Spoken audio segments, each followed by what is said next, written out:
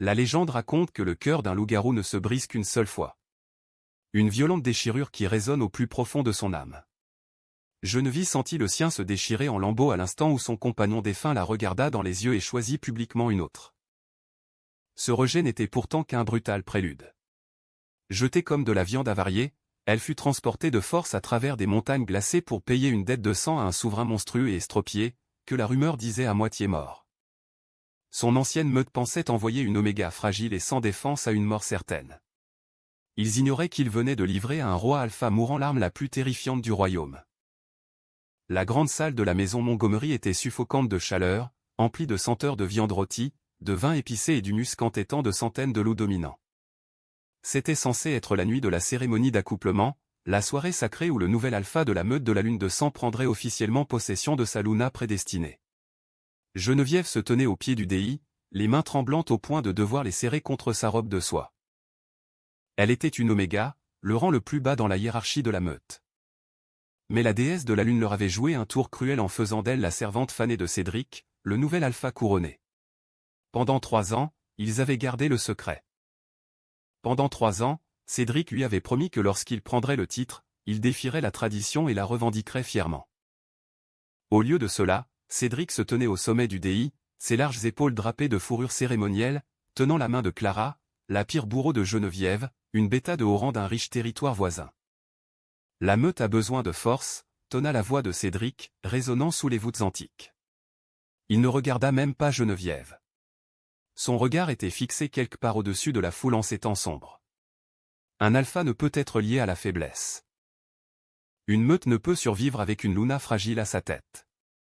Moi, Cédric de la maison Montgomery, alpha de la meute de la lune de sang, je te rejette, Geneviève. Je romps le lien. Tu n'es pas mon âme sœur. Ces mots n'étaient pas qu'une simple exécution sociale. C'était un coup de grâce. Une douleur aveuglante et brûlante lui transperça la poitrine. Elle haleta, s'effondrant à genoux sur le sol de pierre froide tandis que le lien spirituel qui les unissait se brisait violemment. La foule se tut. Personne ne bougea pour l'aider. Des murmures s'élevèrent comme des broussailles sèches qui prennent feu. Une oméga, une faible. Bien sûr, il la rejetait. Geneviève eut un goût de cuivre dans la bouche. Elle se força à lever les yeux. Sa vision se brouilla de larmes, espérant apercevoir une lueur de regret dans le regard de Cédric. Il n'y en eut aucune. Seulement une ambition froide et calculatrice. Avant même que Geneviève puisse réaliser l'ampleur du désastre, les lourdes portes de chêne de la grande salle s'ouvrirent brusquement. Le vent hurlait dans la pièce, charriant avec lui des odeurs d'ozone, de glace et de loups inconnus.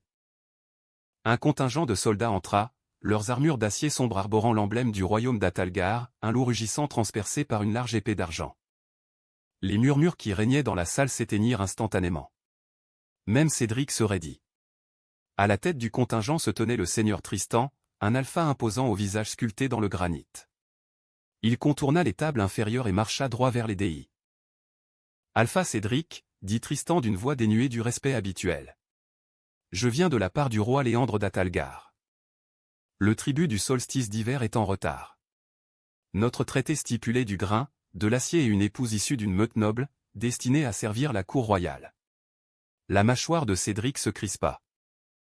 Le traité avec le roi d'Atalgar était la seule chose qui empêchait leur meute d'être massacrée par les envahisseurs du Nord, mais envoyer une épouse au roi Léandre était considéré comme une condamnation à mort. Il y a 3 mois, le roi Léandre avait été victime d'une embuscade tendue par des assassins venus du territoire des Vins. Il avait survécu, mais les rumeurs brossaient un tableau macabre. Le roi avait été empoisonné à l'argent noir, ses jambes paralysées, son visage horriblement défiguré. Il était cloué dans un fauteuil roulant, un monstre sombre et instable dont les accès de rage étaient si terrifiants que les serviteurs fuyaient le château en pleine nuit. C'était un roi alpha infirme dont le propre royaume se retournait lentement contre lui. Nous avons préparé le grain et l'acier, dit Cédric d'un ton suave, reprenant ses esprits. Il baissa les yeux vers le sol, son regard se posant sur le corps inanimé et en larmes de Geneviève. Une lueur cruelle et opportuniste brilla dans ses yeux. Et quant à la fiancée, nous offrons une femme de pure lignée. Geneviève. Des exclamations de surprise parcoururent la salle. Clara eut un sourire narquois derrière son gobelet de vin. Une oméga. Lord Tristan ricana, toisant Geneviève comme si elle était un rat réfugié du froid. Tu insultes le roi en lui offrant la plus faible de tes filles. Elle est pure et libre. Cédric mentit sans effort, omettant de mentionner qu'il venait de briser son âme. Le traité demande une épouse. Il ne précise pas son rang. Prends-la, sinon le traité est nul. Tristan plissa les yeux, mais il savait qu'il ne pouvait pas revenir les mains vides. Il saisit Geneviève par le bras et ils la relevèrent avec une force brutale. Geneviève ne résista pas. Elle était vidée de toute substance, un fantôme prisonnier de son propre corps. Tandis qu'il la traînait sous la pluie glaciale, elle se retourna une dernière fois. Cédric s'était déjà détourné, riant de quelque chose que Clara avait dit. Le voyage jusqu'au donjon d'Obsidienne dura 5 jours interminables. Enfermée dans une calèche de fer glacial, Geneviève frissonnait dans le froid humide, la douleur persistante du lien d'âme rejeté la rendant malade. Elle vomit de la bile, sa fièvre grimpant en flèche tandis que son loup intérieur gémissait dans les tréfonds obscurs de son esprit. D'ordinaire, un oméga rejeté s'éteignait et mourait de chagrin. Mais au plus profond du vide atroce qui lui rongeait la poitrine, quelque chose d'autre commença à s'éveiller. Une faible chaleur pulsante, une étincelle dormante qui refusait de la laisser mourir. Le donjon d'Obsidienne était une forteresse taillée à même le flanc d'une montagne escarpée. Il dominait la capitale tel un sombre nuage d'orage, ses flèches de pierre noire perçant le ciel couvert. Lorsque la calèche s'arrêta enfin dans la cour, Geneviève fut pratiquement traînée hors du véhicule par les gardes. Sa robe de soie était tachée et abîmée, ses pieds nus engourdis par le froid. On la conduisit à travers un labyrinthe de couloirs obscurs, l'air lourd d'odeur de sang ancien, d'herbes médicinales et d'une aura de désespoir accablante. Il n'y avait aucune joie dans ce château. Les serviteurs gardaient la tête baissée, se cachant des murs comme des souris apeurées. Les gardes semblaient épuisés, leurs yeux scrutant les ombres à la recherche de menaces invisibles. « Nettoyez-la » aboya Lord Tristan à un groupe de servantes âgées lorsqu'elles atteignirent une chambre somptueuse mais faiblement éclairée. Le roi recevra son tribut au coucher du soleil. Habillez-la avec quelque chose qui ne sente pas la souillure de la lune de sang. Pour la première fois depuis des jours, Geneviève fut traitée avec une certaine douceur. Les servantes la baignèrent dans de l'eau chaude, frottant la saleté et la sueur séchée de sa peau pâle. Elles brossèrent ses longs cheveux noirs jusqu'à ce qu'ils brillent et l'habillèrent d'une lourde robe de velours d'un bleu saphir profond. Malgré le luxe de ses vêtements, Geneviève se sentait comme un agneau qu'on prépare pour l'abattoir. Lorsque les lourdes portes de chêne du palais royal s'ouvrirent, l'odeur de chair putréfiée et d'âcreté la frappa de plein fouet. La pièce était immense, éclairée seulement par une cheminée gigantesque qui projetait des ombres démoniaques dansantes sur les tapisseries. « Laissez-nous. » La voix était un rauque-rauque qui vibra jusqu'aux os de Geneviève. Ce n'était pas la voix d'un homme. C'était la voix d'une bête agonisante. Les gardes se retirèrent aussitôt, claquant les portes et laissant Geneviève seule face au monstre d'Atalgar. Elle s'avança, le cœur battant la chamade. Au centre de la pièce, face au feu, se trouvait un imposant fauteuil roulant de fer. « Approche-toi, que je puisse sentir l'odeur nauséabonde de la trahison de Cédric, » ordonna la voix. Geneviève força ses jambes tremblantes à se mettre en mouvement. En contournant le fauteuil, elle aperçut enfin le roi Léandre.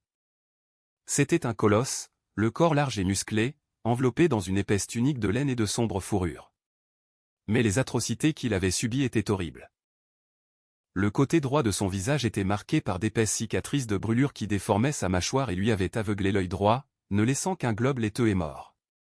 Ses jambes, lourdement bandées, reposaient immobiles sur les repose-pieds de son fauteuil. Mais c'est son œil valide, un iris gris orage perçant, qui lui coupa le souffle. Il était empli d'une douleur si crue, si pure, et d'une fureur si aveuglante qu'un gémissement involontaire lui échappa. Léandre ricana, sa lèvre balafrée se retroussant pour révéler des canines allongées. Un oméga. Il ricana, le mot dégoulinant de dégoût. Cédric m'envoie un oméga pour engendrer mes héritiers. Un jouet brisé et rejeté. Geneviève tressaillit. Il le savait. Bien sûr qu'il le savait. Je ne suis pas un jouet, votre majesté, murmura-t-elle d'une voix atone. N'est-ce pas? Léandre frappa violemment la coudoir de son fauteuil de son poing massif. Le métal grinça sous le choc. Tu sens le lien brisé. Tu exhales le chagrin et une soumission pitoyable. Ils t'ont envoyé ici parce qu'ils me croient déjà morte. Un roi infirme mérite une compagne infirme. c'est ça la plaisanterie qu'on raconte dans les salles de la lune de sang? Personne ne rit, Votre Majesté, répliqua Geneviève. Une étrange étincelle de défi s'alluma soudain en elle. Elle avait tout perdu. Son compagnon, sa maison, sa dignité. Que pouvait bien lui prendre ce roi brisé? Ils m'ont envoyé parce que ce sont des lâches et qu'ils ont peur de vous. Léandre cligna légèrement des yeux, surpris par la fermeté de sa voix. Il se pencha en avant, grimaçant sous l'effet d'une violente douleur qui lui traversa le bas du corps paralysé. Il serra les roulettes de son fauteuil, ses jointures blanchissant. Je n'ai que faire d'une femme, grogna Léandre en se laissant retomber en arrière et en fermant les yeux, l'épuisement envahissant instantanément son air terrifiant. Le sang noir argenté qui coule dans mes veines se rapproche lentement de mon cœur. Les médecins disent qu'il me reste des mois, peut-être des semaines. Mon cordon ombilical tourne déjà autour de moi comme des vautours, ils veulent que je meure pour pouvoir détruire le royaume. Je suis paralysé, Oméga. Je ne peux ni marcher, ni me transformer, ni m'accoupler. Il ouvrit un œil et la foudroya du regard. Alors, si tu cherches un sauveur pour te sortir de ton chagrin, cherche ailleurs. Tu auras une chambre. Tu auras à manger, mais reste hors de ma vue. Je ne veux pas de ta pitié. Geneviève resta là, dans le silence de l'immense pièce, à contempler le redoutable roi Alpha. Elle ne voyait pas un monstre. Elle voyait un loup prisonnier de son propre corps en décomposition, abandonné de tout espoir. Et pour la première fois depuis que Cédric l'avait détruite, Geneviève n'eut pas envie de pleurer pour elle-même. Elle ressentit une profonde et douloureuse tristesse pour l'homme qui se tenait devant elle. « Je ne te plains pas, mon roi, » dit doucement Geneviève en se tournant vers les lourdes portes de chêne. Elle s'arrêta, jetant un coup d'œil par-dessus son épaule. « Je sais exactement ce que l'on ressent quand on est rejeté par ceux qui étaient censés vous protéger. » Elle quitta la pièce, laissant le roi Léandre la regarder partir. Le silence pesant du donjon retomba sur lui. Les 2 premières semaines à Obsidian Keep furent une leçon d'isolement. Fidèle à sa parole, Léandre l'ignora. Geneviève disposait d'une suite luxueuse dans l'allée, mais elle était pour ainsi dire invisible. La cour la traitait avec un mépris à peine dissimulé. À leurs yeux, elle était le symbole du déclin du pouvoir de leur roi, une pitoyable épouse Oméga pour un roi mourant et pitoyable.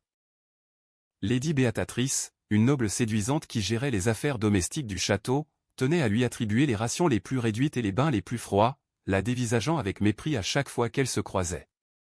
Lord Tristan la surveillait d'un œil paranoïaque et perçant, persuadé qu'elle était une espionne envoyée par Cédric pour achever l'assassinat. Mais Geneviève trouvait du réconfort dans le calme, loin de l'atmosphère abusive et hyper compétitive de la meute de la lune de sang. Elle avait le temps de respirer, et surtout, le temps d'écouter ce nouveau rythme étrange qui résonnait en elle. Tout commença par un picotement au bout des doigts. Parfois, lorsqu'elle touchait une fleur fanée dans la cour délaissée du château, les pétales se redressaient un instant, se teintant de couleur avant de retomber dans leur état flétri. Elle sentait une énergie vibrer dans ses veines, une chaleur liquide dorée qui semblait chanter dès qu'elle approchait des appartements du roi. Elle ne comprenait pas. Les omégas étaient des protecteurs soumis, dépourvus de la force brute des alphas ou de l'esprit tactique des bêtas. Ils ne possédaient certainement pas de magie. La magie était un mythe éradiqué des siècles auparavant lors de la Grande Purge, lorsque les loups tisseurs d'esprit, capables de manipuler la force vitale et de guérir les magies les plus sombres, furent traqués jusqu'à l'extinction par des alphas terrifiés. La révélation de sa véritable nature survint la nuit de la pleine lune. Pour un loup-garou, la pleine lune est un moment de puissance, une nuit où la bête exige d'être libérée. Pour Léandre, ce fut une nuit d'indicible torture. Le poison argenté et sombre qui coulait dans ses veines réagit violemment à l'attraction lunaire, le brûlant de l'intérieur. Geneviève s'éveilla en sursaut au beau milieu de la nuit, glaçant le sang. C'était un cri, un hurlement guttural et déchirant, celui d'un homme écorché vif. Il résonna dans les couloirs de pierre, faisant vibrer le plancher. Elle se débarrassa de ses fourrures et s'enfuit de ses appartements. Les couloirs étaient déserts. Les gardes et les serviteurs avaient délibérément abandonné l'aile royale à la pleine lune. Terrifiée par la colère aveugle et insoutenable du roi, Geneviève courut vers ses appartements, ses pieds nus claquant sur la pierre froide. Elle poussa les lourdes portes et se figea. La pièce ressemblait à un champ de bataille. Les meubles étaient réduits en miettes. Les tapisseries étaient déchirées. Au milieu des décombres gisait le roi Léandre. Il s'était extirpé de son fauteuil roulant, son torse massif tremblant tandis qu'il griffait le sol de pierre. Des veines noires pulsaient violemment dans son cou et sur son visage balafré, luisant d'une lueur argentée maladive et toxique. Il hyperventilait. Ses yeux se révulsaient, submergés par la douleur. « Léandre !» cria Geneviève, oubliant son titre. Elle se précipita vers lui et tomba à genoux. La chaleur qui émanait de son corps était intense, comme celle d'une fournaise. L'odeur de chair brûlée et de magie noire emplissait l'air. « Sors !» articula Léandre d'une voix étranglée, un grognement monstrueux. Il tenta de la repousser, mais ses bras le lâchèrent. « Ça brûle, déesse. Ça me déchire. » Sans réfléchir, Geneviève tendit les mains au-dessus de sa poitrine. La chaleur dorée qui sommeillait en elle explosa soudain. Ce n'était pas un simple picotement, c'était un rugissement. Une lumière dorée, brillante et éthérée, inonda ses paumes. Léandre haleta, ses yeux restant s'ouvrant brusquement. Geneviève pressa ses mains lumineuses contre sa poitrine, juste au-dessus de son cœur qui battait la chamade. Au moment où sa peau entra en contact avec la sienne, une onde de choc d'énergie traversa la pièce, faisant trembler les fenêtres et soufflant dans le vide. Feu de terre. Le poison argenté et sombre se rétracta visiblement sous sa peau. Les veines noires cessèrent de se propager, stoppant leur progression vers son cœur. Geneviève ferma les yeux, haletante, tandis que l'intensité de sa douleur l'envahissait. Elle ne lutta pas. Elle absorba l'agonie, laissant son étrange pouvoir ancestral tisser une barrière protectrice autour de ses organes vitaux. Elle enfonça la lumière dorée plus profondément, apaisant les nerfs ravagés, réduisant au silence la magie noire qui le rongeait depuis des mois. Pendant 10 minutes, la pièce fut baignée par la lumière dorée aveuglante d'une tisseuse d'esprit. Lorsque la lumière s'estompa enfin, Geneviève s'affaissa, épuisée, la tête posée contre la large poitrine de Léandre. Elle haletait, des gouttes de sueur froide perlant sur son front. Sous elle, Léandre était parfaitement immobile. La chaleur insoutenable avait disparu. Les veines noires et luisantes avaient disparu sous les bandages qui recouvraient ses jambes. Il respirait profondément, régulièrement, sans la saccade saccadée d'une douleur lancinante. Lentement, Léandre leva une main massive et tremblante. Il ne la repoussa pas. Au contraire, ses doigts épais effleurèrent timidement ses cheveux noirs. « Quoi ? Qu'est-ce que tu es » murmura-t-il dans la pièce obscure, sa voix dénuée de colère, remplacée seulement par un profond choc tremblant. « Je ne sais pas » souffla Geneviève, trop faible pour bouger. Léandre l'enlaça, la serrant contre lui. Pour la première fois depuis l'embuscade, il ne ressentit aucune douleur. Mais plus terrifiante encore que la révélation de son pouvoir inimaginable était cette odeur soudaine et indéniable qui le frappa. Sous l'odeur du sang ancien et de la peur. Sous l'odeur qui s'estompait de leurs liens brisés, il sentit la vanille, la pluie et la bruyère sauvage des montagnes. C'était l'odeur d'une âme sœur. Son loup, en sommeil et mourant depuis des mois, hurla soudain dans son esprit, griffant la surface, revigoré par le pouvoir de l'Oméga qu'il avait juré d'ignorer. « Écoute-moi, Geneviève » dit Léandre, sa voix s'abaissant en un grondement protecteur et menaçant tandis qu'il lui caressait les cheveux. « Tu ne dois parler à personne de ce que tu viens de faire. Tu comprends ? À personne. »« Pourquoi » demanda-t-elle faiblement. « Parce que le poison qui est en moi n'était pas un accident » déclara Léandre d'un ton sombre, son œil gris se plissant tandis qu'il fixait les lourdes portes de chêne, réalisant l'ampleur de la trahison au sein même de sa demeure. L'embuscade a été orchestrée par quelqu'un à l'intérieur de ce château, quelqu'un qui veut ma mort. Et s'ils découvrent que tu as le pouvoir de me guérir, ils te tueront en premier. Pendant le mois qui suivit, la chambre du roi devint un sanctuaire bâti sur de dangereux secrets. Le jour, le donjon d'obsidienne demeurait une forteresse de ténèbres. Le roi Léandre jouait son rôle à la perfection, affalé dans son lourd fauteuil roulant de fer, la peau délibérément poudrée de cendre par Geneviève pour imiter le pouvoir grisonnant de la mort. Il toussait violemment pendant les réunions du conseil, feignant l'épuisement pour congédier ses seigneurs plus tôt. Mais la nuit venue, lorsque les lourdes portes de chêne étaient verrouillées et que le feu crépitait dans l'âtre, le masque tombait. Leurs séances de guérison nocturne devinrent un rituel intime et profond. Geneviève s'agenouillait devant son fauteuil, pressant ses mains contre sa poitrine et ses jambes paralysées. L'ancienne magie dorée de la tisseuse d'esprit émanait d'elle, consumant lentement l'argent sombre qui s'était incrusté dans son système nerveux. C'était un travail atroce. Geneviève s'effondrait souvent dans les bras de Léandre, épuisée et tremblante. Et chaque nuit, le terrifiant roi Alpha la portait doucement jusqu'à son lit, un exploit rendu possible par le retour miraculeux de ses forces dans le haut de son corps, puis bientôt dans ses jambes. Il la serrait dans ses bras jusqu'à l'aube, sa silhouette massive irradiant de chaleur, enfouissant son visage dans ses cheveux noirs et respirant le parfum de vanille et de bruyère sauvage. Ils n'avaient jamais parlé ouvertement de leur lien d'âme sœur, mais l'air entre eux vibrait d'une attraction irrésistible. « Tu t'épuises » gronda Léandre un soir, sa main caressant doucement les cernes sous ses yeux. Il était debout, vraiment debout, appuyé lourdement contre la cheminée, son visage balafré s'adoucissant uniquement pour elle. « Je dois » murmura Geneviève en pressant ses mains luisantes contre sa cuisse. Il siffla. Un muscle de sa mâchoire se contracta tandis qu'une sensation de fourmillement lui parcourait le membre. « Le poison est profondément enraciné dans ta colonne vertébrale. Si je m'arrête maintenant, il va s'envenimer. »« Laisse faire, » dit-il avec véhémence, relevant son menton pour la forcer à plonger son regard dans son œil gris intense. « Je ne laisserai pas cette magie te tuer pour me sauver, Geneviève. Je refuse de te perdre. » La sincérité dans sa voix lui brisa le cœur. Cédric l'avait traité comme un fardeau, une tache indélébile sur sa réputation. Léandre, un homme craint par des royaumes entiers, la traitait comme si elle était la force vitale la plus précieuse au monde.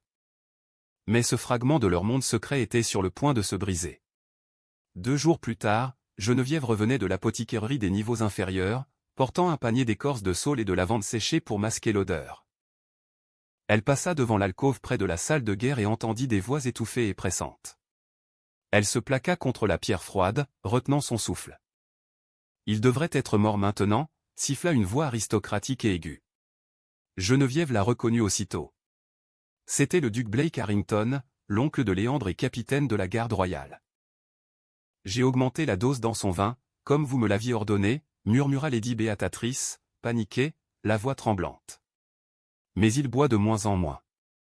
Et cette maudite Oméga, elle ne le quitte pas d'une semelle. Elle goûte toute sa nourriture avant même qu'elle ne lui arrive. » « Alors, l'alpha de la lune de sang est une imbécile, » cracha Harrington avec venin. « Cédric m'avait promis qu'envoyer une Oméga serait l'insulte de trop pour briser l'esprit de Léandre. Un chétif, faible et sans lien, était censé pousser mon neveu au suicide, ou du moins le rendre complètement vulnérable. Au lieu de cela, elle le garde comme une meute de chiens de l'enfer. » Le sang de Geneviève se glaça. Cédric, son ancien compagnon, ne l'avait pas simplement abandonné pour honorer un traité. Il avait conspiré avec le duc Harrington. Cédric était au courant de la tentative d'assassinat. Il aidait activement Harrington à usurper le trône d'Edgar et Geneviève devait en être la victime collatérale. « Que faisons-nous » demanda Béatatrice. « Le sommet du solstice d'hiver est la semaine prochaine. Les alphas du Nord seront présents. Si Léandre est encore en vie, il assurera leur allégeance. »« Il ne sera plus là, » répondit Harrington. Le bruit d'un poignard dégainé résonna dans le couloir. « Si l'argent sombre ne peut pas en finir, je le ferai. Quant à la jeune fille, débarrassez-vous d'elle. Faites croire qu'elle s'est jetée du haut des remparts, rongée par le chagrin. Personne ne pleure un Oméga. » Geneviève n'attendit pas la suite. Elle s'enfuit silencieusement dans le couloir, le cœur battant la chamade, submergée par l'horreur de leur situation. Ils étaient encerclés par l'ennemi, et l'homme qui lui avait brisé le cœur venait la voir mourir. Le sommet du solstice d'hiver avait provoqué un afflux chaotique de dignitaires étrangers, de guerriers et de chefs de meute dans le donjon d'obsidienne. Les bannières des territoires rivaux flottaient dans la cour glaciale, mais aucune n'attira autant le regard de Geneviève que l'emblème cramoisi et or de la meute de la lune de sang. Debout près de la fenêtre des appartements royaux, Geneviève observa Cédric descendre de son cheval de guerre, l'air arrogant et robuste, enveloppé dans d'épaisses fourrures. À côté de lui se tenait Clara, arborant un sourire narquois que Geneviève ne connaissait que trop bien. « Tu trembles » remarqua Léandre. Il était assis dans son fauteuil roulant près du feu, vêtu de sa tenue royale d'apparat. Velours noir, plaque d'armure en fer sombre et une lourde couronne d'obsidienne posée sur ses cheveux noirs. Geneviève se retourna, croisant les bras pour dissimuler le tremblement de ses mains. Il est là. Cédric et le duc Harrington sont en pleine réunion dans la basse-cour. La mâchoire de Léandre se crispa, la cicatrice irrégulière sur son visage se tendit. Après que Geneviève lui eut raconté la conspiration qu'elle avait surprise, un calme terrifiant et mortel s'était emparé du roi Alpha. Il n'a pas explosé de rage. Il n'a rien cassé. Il a simplement planifié. Qu'il complote, dit Léandre d'une voix douce, mais vibrante d'un bourdonnement prédateur. Ils croient coincer un loup estropié. Ils n'ont aucune idée de ce qui les attend. Il tendit sa grande main calleuse. Geneviève s'avança et la prit. Sa poigne était chaleureuse et rassurante. Ce soir, au banquet, promit Léandre en caressant le dos de sa main du pouce. Tu ne te cacheras pas dans l'ombre, Geneviève. Tu es la Luna d'Atalgar. Tu porteras mes couleurs et tu seras à mes côtés. Que Cédric voie ce qu'il a perdu. La grande salle du donjon d'obsidienne était bondée ce soir-là. L'atmosphère était incroyablement tendue. Des dizaines de chefs alpha étaient assis aux longues tables de bois, murmurant entre eux. Ils étaient là pour évaluer la faiblesse du roi d'Atalgar. Le duc Harrington se tenait près de la table d'honneur, jouant le rôle de l'hôte gracieux, exhibant ainsi son pouvoir futur supposé. Aux tables inférieures, Cédric tenait salon, se vantant bruyamment auprès des chefs des meutes voisines. Il se sentait invincible. Dans son esprit, Harrington monterait sur le trône ce soir. La meute de la lune de sang serait élevée au rang royal, et le misérable Oméga qu'il avait abandonné ici pourrissait probablement dans un cachot. Soudain, les lourdes portes de fer en haut du grand escalier s'ouvrirent en grinçant. Le héros frappa le sol de pierre de son bâton. Levez-vous tous pour sa majesté. Le roi Léandre d'Atalgar et son âme sœur, la reine Geneviève. Un silence de mort s'abattit sur la salle. Les chaises grinçaient violemment sur le sol lorsque les alphas se levèrent. Le gobelet de vin de Cédric lui échappa des mains, se brisant sur la table en bois et répandant du vin rouge partout. Il fixa le haut des marches, complètement paralysé. Là, poussant le lourd fauteuil roulant de fer du roi, se trouvait Geneviève. Mais ce n'était plus la jeune fille brisée et en pleurs qu'il avait bannie sous la pluie.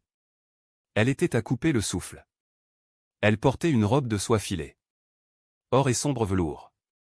Un cercle d'argent reposait dans sa longue chevelure sombre. Son dos était parfaitement droit. Le menton haut, ses yeux, jadis emplis d'une terreur soumise, étaient froids, autoritaires et perçants. Elle dégageait une aura de calme et de puissance ancestrale qui fit instinctivement trembler les loups de moindre importance présents dans la pièce. Geneviève, murmura Cédric, l'esprit embrumé. Reine, âme sœur.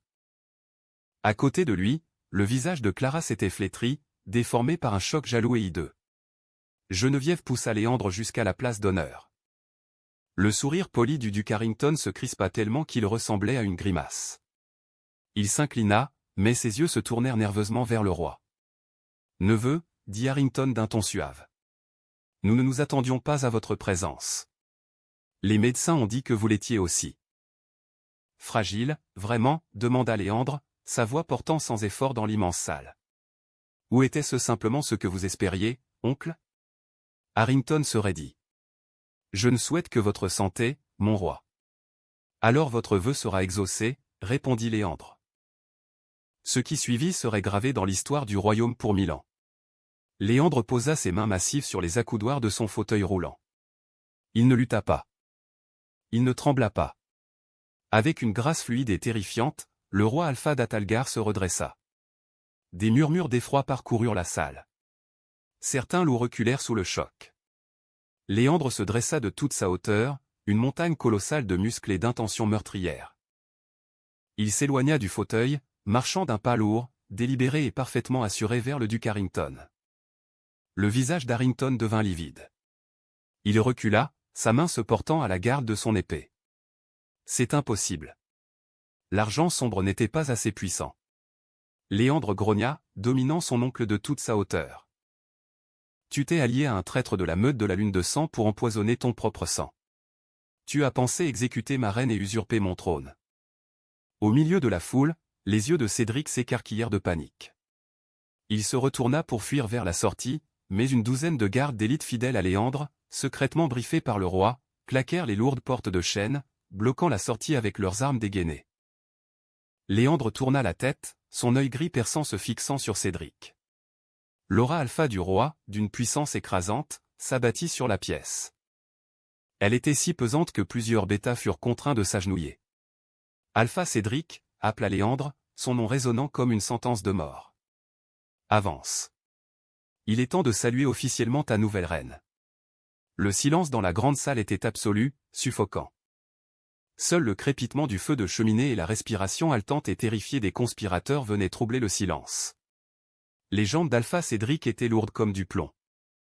Tous ses instincts de loup lui criaient de se soumettre, de se laisser tomber à plat ventre et d'offrir sa gorge à la puissance monstrueuse qui émanait du roi Léandre. Mais son orgueil, cet ego fragile et toxique qui l'avait mené à sa perte, le maintenait debout, tremblant, mais debout.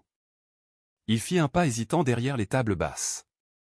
Le regard de tous les alphas des meutes des territoires du Nord le brûlait dans le dos.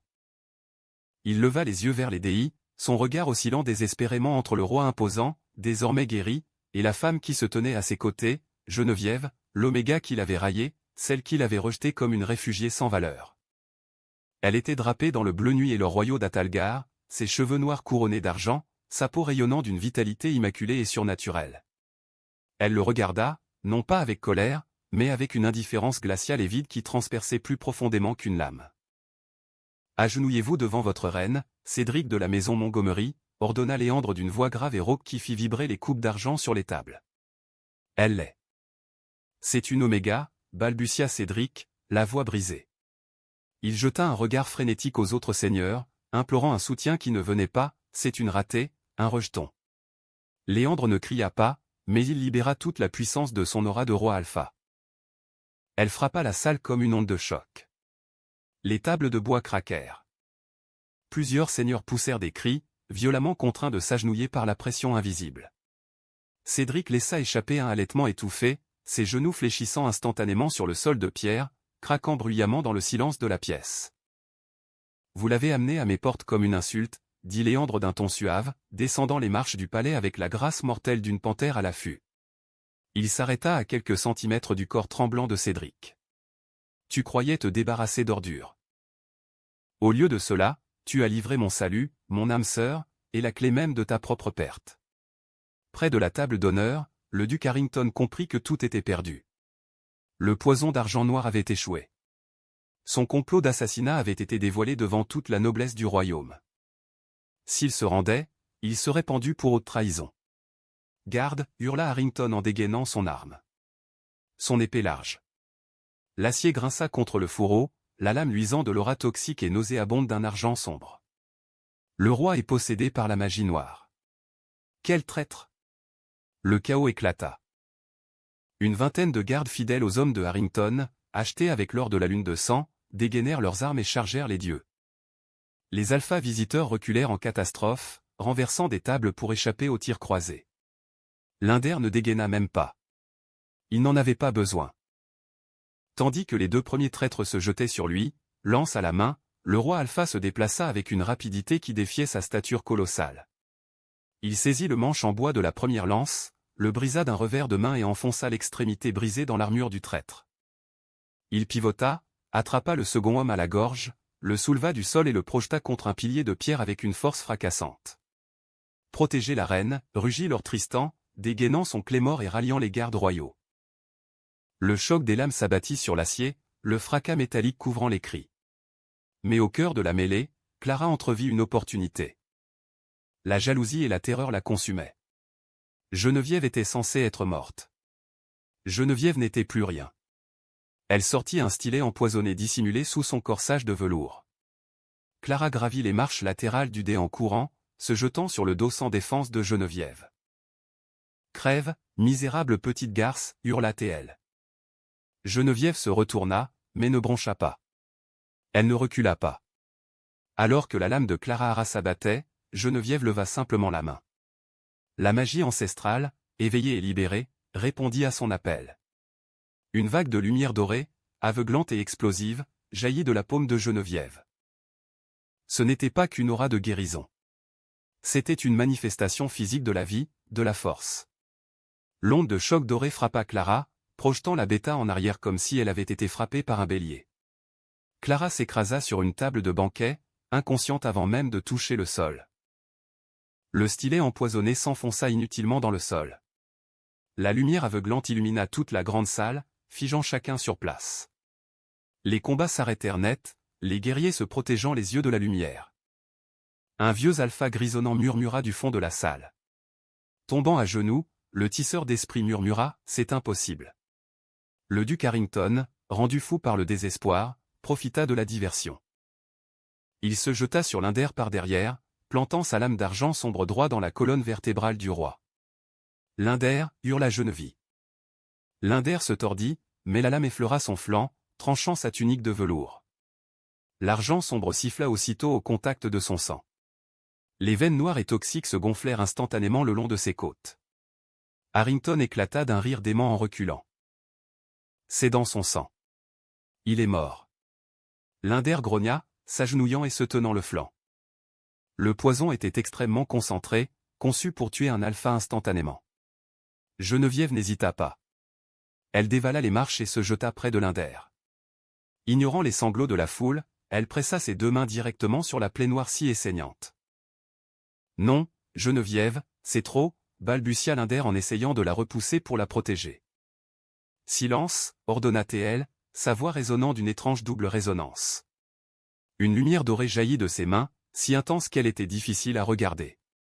La foule, pétrifiée d'effroi, observa la magie dorée s'emparer physiquement du poison argenté et sombre. Un bruit de verre brisé retentit. Les veines noires de la peau de Linder se transformèrent en cendres, qui se dispersèrent dans l'air. La plaie béante siffla, la chair se régénérant jusqu'à ce qu'il ne reste plus aucune cicatrice. Geneviève se releva, la poitrine haletante, la magie dorée dansant encore au bout de ses doigts. Elle tourna ses yeux flamboyants vers le duc Harrington. Ce dernier laissa tomber son épée et recula, pétrifié de terreur. « Quoi? Qui êtes-vous ? » « Je suis la Luna d'Atalgar, » déclara Geneviève d'une voix implacable. « Et j'en ai assez des lâches. » Avant qu'Harrington ne puisse s'enfuir, Léandre était déjà debout. Le roi réduisit la distance à un éclair, sa main massive se refermant sur la gorge de son oncle. D'une pression brutale et impitoyable, il mit fin à la rébellion. Le corps inanimé d'Harrington s'effondra au sol. L'onde de choc doré qui avait jailli des paumes de Geneviève se dissipa lentement dans l'air lourd, laissant derrière elle une poussière scintillante aux effluves de bruyère sauvage et d'ozone. La grande salle du donjon d'obsidienne, jadis un vacarme chaotique de chocs d'acier et de cris, sombra dans un silence suffocant et terrifié. Le poison d'argent noir, une arme conçue pour faire fondre un loup-garou de l'intérieur, avait complètement disparu. Le roi Léandre se tenait de toute sa stature terrifiante, sa large poitrine se soulevant sous sa tunique de velours déchirée. La plaie béante à son flanc était intacte, la chair parfaitement cicatrisée. Il était une montagne colossale de muscles et d'intentions meurtrières. Plus maintenant. Un souverain infirme attendant la mort, mais un prédateur suprême déchaîné, le duc Blake Harrington prit conscience de la gravité de son échec. Soudain, l'épée lui glissa des doigts tremblants et moites, s'écrasant bruyamment sur le sol de pierre froide. Il recula d'un pas chancelant, les yeux écarquillés, cherchant frénétiquement une issue qui n'existait pas. Lord Tristan et les fidèles gardes royaux avaient déjà formé une barricade d'acier dégainé devant les lourdes portes de chêne. Linder, neveu, balbutia Harrington, levant les mains dans un geste pathétique de reddition. Le poison. Il m'a aveuglé. J'ai été manipulé par les sudistes. Vous devez ouvrir les yeux. Je suis de votre sang. L'œil gris de Linder était dénué de toute pitié. Il réduisit la distance qui les séparait avec une rapidité terrifiante et fluide qui défiait sa stature imposante. Il ne dégaina pas. Il n'en avait pas besoin. La main large et calleuse de Linder jaillit et s'enroula entièrement autour de la gorge de son oncle. D'un seul bras, il souleva le duc du sol. Harrington se débattait, griffant désespérément l'étreinte de fer du roi, le visage rougeoyant de colère. « Tu as introduit la magie noire dans ma demeure. » La voix de Linder, un grondement guttural et grave, fit trembler les tapisseries. « Tu as cherché à assassiner mon âme sœur. Tu as troqué l'honneur d'Atalgar contre l'or de la lune de sang. Le châtiment de la haute trahison n'est pas la raison, oncle. C'est l'anéantissement. » Dans un craquement sinistre et définitif, Linder broya la trachée d'Harrington. Le corps inanimé du duc s'écroula au sol comme une poupée de chiffon. Un murmure d'effroi parcourut la salle. Alpha Gideon, un chef de guerre des Crêtes occidentales réputé pour son entêtement et sa férocité, fut le premier à réagir. Son regard passa du cadavre du duc au terrifiant roi Alpha, puis à la femme à l'allure royale et rayonnante qui se tenait sur l'estrade. Un parfum de soumission absolue envahit soudain la pièce. Gideon tomba à genoux, enfouissant son front dans les pavés froids. « Vive le roi d'Atalgar » rugit-il. Comme une vague déferlant sur le rivage, les seigneurs alpha restant limitèrent. Des dizaines de loups-garous parmi les plus puissants et les plus arrogants des territoires du Nord s'effondrèrent à genoux, s'inclinant si bas qu'ils semblaient embrasser le sol, jurant une allégeance absolue et inconditionnelle au roi Léandre et à sa reine à la puissance incommensurable. Tandis que les corps des gardes traîtres étaient emportés et que la salle était sécurisée, Cédric demeurait agenouillé au centre, l'esprit brisé. Il avait tout perdu en l'espace d'une heure. Son grand complot avait été révélé. Clara, sa compagne, avait été emmenée dans les cachots les plus profonds du donjon par les hommes de Lord Tristan. Elle hurlait d'hystérie jusqu'à ce qu'un garde l'assomme. L'ancien Alististé, le plus ancien et le plus vénéré des gardiens du savoir du Conseil du Nord, s'avança au milieu de la foule agenouillée. Il tremblait, des larmes ruisselant sur son visage buriné et ridé tandis qu'il regardait Geneviève. « Votre Majesté » murmura-t-il d'une voix rauque, brisée par une profonde émotion. Il s'inclina si fort que sa colonne vertébrale protesta. Selon les textes interdits, précieusement conservés dans les archives privées du domaine Saint-Clair, l'ancienne lignée des premiers tisseurs d'esprit aurait été entièrement éradiquée lors de la Grande Purge, des siècles auparavant. L'ancien leva les yeux, empli d'une vénération absolue. Les textes précisaient clairement que l'univers n'est pas dépourvu d'équilibre. Pour protéger la magie de la cupidité des alphas, le gène se dissimulait chez les membres les plus négligés et sous-estimés de la meute, les omégas. Ils demeuraient en sommeil, transmis de génération en génération dans le silence, jusqu'à ce qu'un besoin vital et catastrophique d'un véritable partenaire le réveille. Il désigna la faible lueur dorée qui subsistait au bout des doigts de Geneviève. « Tu n'es pas qu'une guérisseuse, ma reine.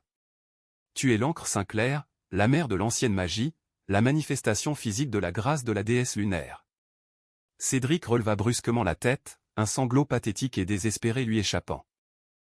L'encre Saint-Clair, la lignée la plus légendaire et la plus puissante de l'univers des loups-garous. Une entité capable de mettre des royaumes à genoux d'un simple murmure.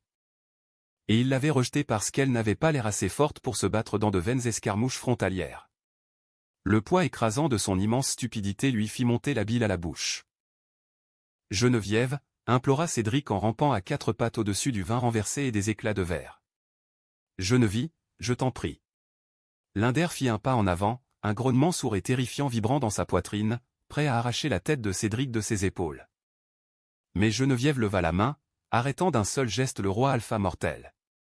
Elle descendit lentement les marches de l'escalier, ses robes de velours effleurant la pierre. Elle s'arrêta à quelques centimètres de Cédric.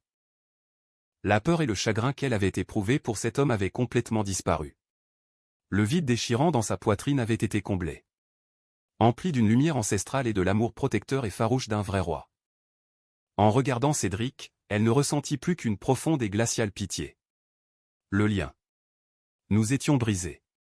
Cédric sanglota, levant les yeux vers elle, les yeux rouges et terrifiés. La déesse de la lune voulait que nous régnions ensemble sur la lune de sang. J'étais aveugle, Geneviève. J'ai été manipulé par Clara. Reviens-moi. Tu es mon âme sœur. Geneviève laissa échapper un rire faible et creux, dénué de toute joie. Ce son fit tressaillir Cédric. Tu as rompu notre lien, Cédric, dit Geneviève d'une voix parfaitement calme, qui résonna sans effort dans le silence de la salle où l'on était agenouillé. Tu t'es tenu devant toute ta meute et tu m'as traité de misérable. Tu m'as humilié. Tu m'as brisé le cœur. Et tu ne m'as pas rejeté parce que tu as été manipulé. Tu m'as rejeté parce que tu es un petit lâche, faible et terrifié par tout ce qu'il ne peut contrôler. Je t'en prie, supplia Cédric, le visage enfoui dans le sol à ses pieds. Aie pitié. Je ne suis pas une femme vengeresse, poursuivit Geneviève, sa voix se faisant glaciale. Mais tu es une honte pour ton peuple, et tu n'es plus digne de le diriger. Par le pouvoir qui m'est conféré en tant que lune d'Atalgar et pilier des Saint-Clair, je te déchoirai de ton titre d'alpha. Cédric hurla comme s'il avait reçu un coup de poignard. La meute de la lune de sang sera immédiatement intégrée à l'armée royale sous le commandement de Lord Tristan, annonça Geneviève à l'assemblée. Elle baissa les yeux sur l'homme pitoyable qui pleurait à ses pieds, tu quitteras ce territoire ce soir. Tu n'as ni meute, ni titre, ni foyer. Tu es un vaurien. Si jamais tu remets les pieds à Atalgar, mon roi ne sera pas aussi clément que moi. Sur un signe de tête de Léandre, deux gardes massifs arrachèrent Cédric, qui hurlait et se débattait, à leurs pieds et le traînèrent hors de la grande salle, le jetant dans la nuit glaciale et impitoyable. Les lourdes portes de fer claquèrent derrière lui, scellant son destin à jamais. Lentement, Léandre congédia la cour. Les seigneurs alpha s'éclipsèrent rapidement, la tête baissée, impatients d'échapper à la pression écrasante du couple royal. En quelques instants, l'immense salle était vide, hormis le crépitement du feu de l'âtre. Léandre se tourna vers Geneviève. Le souverain terrifiant, couvert de sang, la regarda avec une vulnérabilité brute et désespérée qui la bouleversa. Il tendit la main, ses mains massives caressant doucement son visage, son pouce effleurant ses lèvres. Ses pommettes semblaient faites de verre délicat. Une rebelle rejetée par Oméga, murmura Léandre, sa voix s'abaissant en un grondement grave et intime, un roi brisé, infirme. Nous formons un beau couple, mon pilier Saint-Clair. Geneviève sourit, se laissant aller contre son contact chaleureux et rassurant. Tu n'as jamais été infirme, Léandre. Tu attendais simplement de guérir. Et je ne suis pas une rebelle. Je suis exactement là où j'ai toujours dû être. L'œil gris orageux de Léandre s'assombrit d'une affection possessive et féroce. Il l'attira contre sa large poitrine, le parfum de pluie, d'acier et de bruyère sauvage les enveloppant comme une couverture. Il enfouit son visage dans ses cheveux noirs, inspirant profondément. Alors officialisons les choses, chuchota Léandre avec force, ses lèvres effleurant le creux de son cou, juste au-dessus de son intimité. Laisse-moi revendiquer ce que la déesse de la lune m'a donné. Que le royaume sache que le monstre d'Atalgar ne s'incline devant personne d'autre que sa reine. Geneviève inclina la tête en arrière, s'offrant entièrement à lui. Prends-moi. Les canines de Léandre s'allongèrent et, avec une précision douce et respectueuse, il mordit. La douleur fut brève, aussitôt remplacée par une explosion de chaleur dorée et d'extase pure et intense. Alors que le lien d'âme véritable se scellait enfin, leurs âmes s'unissant, fusionnant indissolublement la magie ancestrale des tisseurs d'esprit et la puissance brute et inflexible du roi Alpha. Des cendres d'une trahison brutale et d'un rejet cruel, Geneviève avait non seulement sauvé l'homme qu'elle était destinée à aimer, mais elle avait aussi ressuscité un royaume mourant, prouvant une fois pour toutes que le vrai pouvoir ne rugit pas depuis un trône. Il guérit, il protège et il surgit avec éclat des ténèbres quand le monde s'y attend le moins. Et voilà, la conclusion époustouflante de l'épopée de Geneviève et Léandre. D'une Oméga brisée et rejetée, laissée pour morte sous une pluie glaciale, au légendaire pilier Saint-Clair en ressuscitant un roi alpha mourant et en sauvant un royaume, Geneviève a prouvé que le véritable pouvoir ne réside pas dans un titre, mais dans le courage inébranlable qui l'habite. Cédric a appris à ses dépens que rejeter ce que l'on ne comprend pas mène inévitablement à sa perte. Quant au roi Léandre, il a trouvé non seulement sa force physique, mais aussi son âme sœur dans les profondeurs de la forteresse d'Obsidienne. Si cette histoire de magie ancestrale, de trahison brutale et d'une romance improbable vous a captivé, n'hésitez pas à liker, à partager cette vidéo avec vos amis amateurs de fantasy et de romances de loup-garou. Et à vous abonner en activant les notifications pour ne manquer aucune de ces sagas épiques. Quel a été votre moment préféré du parcours de Geneviève? Dites-le nous. N'hésitez pas à laisser vos commentaires ci-dessous. À bientôt pour une nouvelle aventure.